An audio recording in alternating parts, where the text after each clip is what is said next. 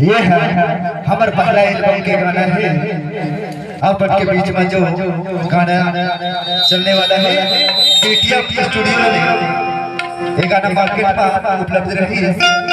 कि का जमाना आ गया जैसे कि लहंगा उठे रिपोर्ट और का जमाना आ गया अब लहंगा उठे रिपोर्ट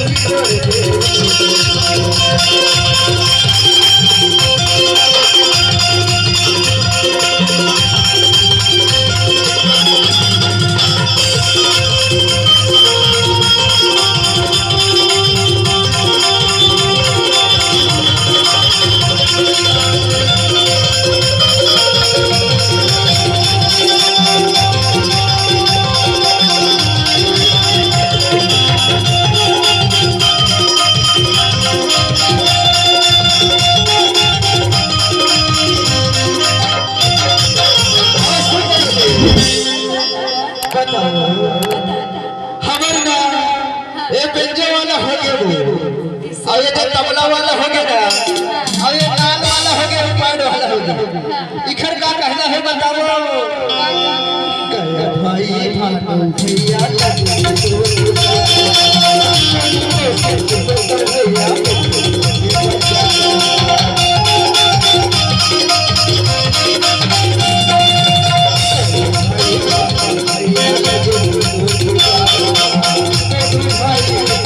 भाई